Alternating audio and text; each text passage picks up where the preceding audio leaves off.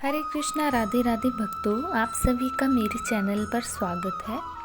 आज हम कार्तिक मास महात्म्य में शालग्राम शिला की पूजन के महात्म्य की चर्चा करेंगे।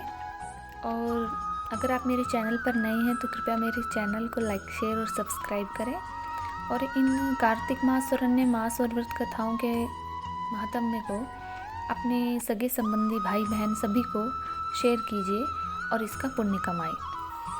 तो आइए चर्चा करते हैं। कार्तिकेय ने कहा, भगवान आप योगियों में श्रेष्ठ हैं। मैंने आपके मुख से सब धर्मों का श्रवण किया। प्रभु अब शालग्राम पूजन की विधि का विस्तार के साथ वर्णन कीजिए। महादेव जी बोले, महामते तुमने बहुत उत्तम बात पूछी है वत्स। तुम जो कुछ पूछ रहे हो उसका उत्तर देता हूँ, सुनो। शालग्राम शिला में सदा चराचर प्राणियों सहित समस्त त्रिलोकी लीन रहती है। जो शालग्राम शिला का दर्शन करता है उसे मस्तक झुकाता, स्नान कराता और पूजन करता है, और वह कोटि योगों के समान पुण्य तथा कोटि गोदानों का फल पाता है। बेटा, जो पुरुष सर्वदा भगवान विष्णु की शालग्राम शिला का चरणामृत पान करता है उसने गर्भवास के भयंकर कष्ट का नाश कर दिया। जो सदा भोगों में आसक्त और भक्ति भाव से हीन है वह भी शालग्राम शिला का पूजन करके भगवत स्वरूप हो जाता है। शालग्राम शिला का स्मरण, कीर्तन, ध्यान, पूजन और नमस्कार करने पर कोटि कोटि ब्रह्म हत्याओं का पाप दूर हो जाता है। जो मनुष्य प्रतिदिन शालग्राम शिला की पूजा करता है उसे न तो यमराज का भय होता है और न मरने या जन्म लेने का। जिन मनुष्यों ने भक्ति भाव से शालग्राम को नमस्कार मात्र कर लिया उनको तथा मेरे भक्तों को फिर मनुष्य योनि की प्राप्ति कैसे हो सकती है? वे तो मुक्ति के अधिकारी हैं। जो मेरी भक्ति के घमंड में आकर मेरे प्रभु भगवान वासुदेव को नमस्कार नहीं करते वे पाप से मोहित है। उन्हें मेरा भक्त नहीं समझना चाहिए। करोड़ों कमल पुष्पों से मेरी पूजा करने पर जो फल होता है वही शालग्राम शिला के पूजन से कोटि गुना होकर मिलता है। जिन लोगों ने मृत्युलोक में आकर शालग्राम शिला का पूजन नहीं किया उन्होंने न तो मेरा कभी पूजन किया और न ही नमस्कार किया।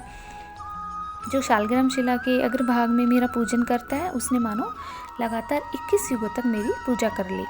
जो मेरा भक्त होकर वैष्णव पुरुष का पूजन नहीं करता वह मुझसे द्वेष रखने वाला है। उससे तब तक के लिए नरक में रहना पड़ता है जब तक कि 14 इंद्रों की आयु समाप्त नहीं हो जाती। जिसके घर में कोई वानप्रस्थी, वैष्णव और सन्यासी 2 घड़ी भी विश्राम करता है उसके पितामह 8 युगों तक अमृत भोजन करते हैं।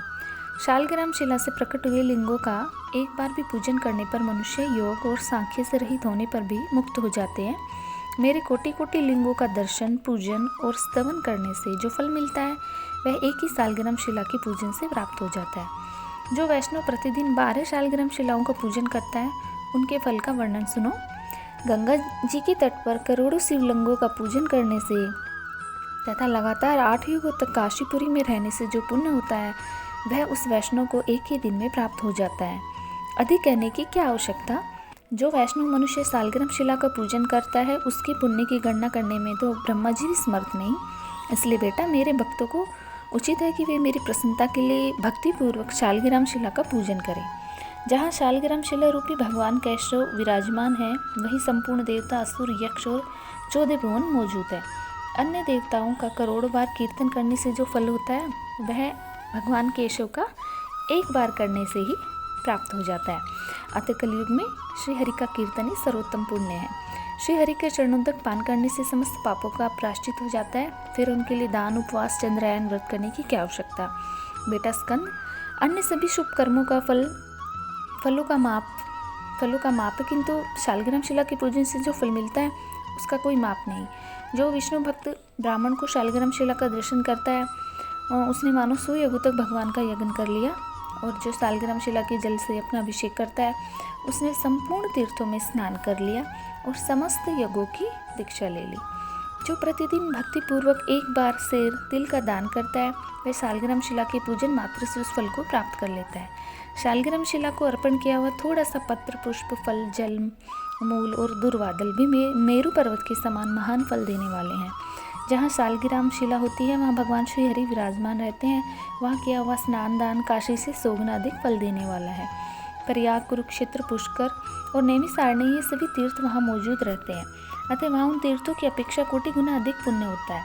काशी में मिलने वाले मोक्षरूपी महान फल भी वहाँ सुलभ होता है, जहाँ शालग्राम शिला से प्रकट होने वाले भगवान शालग्राम तथा द्वारका से प्रकट होने वाले भगवान गोमती चक्र हो। जहाँ इन दोनों का संगम हो गया है वहाँ निस्संदेह मोक्ष की प्राप्ति होती है।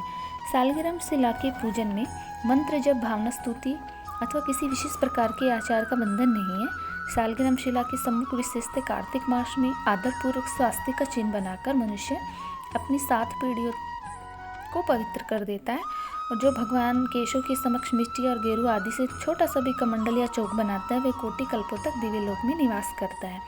श्रीहरि के मंदिरों को सजाने से अगम्यागमन तथा अभक्ष्य भक्षण जैसे पाप भी नष्ट हो जाते हैं, और जो नारी प्रतिदिन भगवान विष्णु के सामने चौक पूरती है वह 7 जन्मों तक कभी विधवा नहीं होती।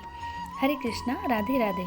अगले वीडियो में आप कार्तिक मास में सुनी जाने वाली अन्य कथाओं का भी श्रवण करेंगे, तो कृपया मेरे चैनल पर लगातार बने रहें। राधे राधे।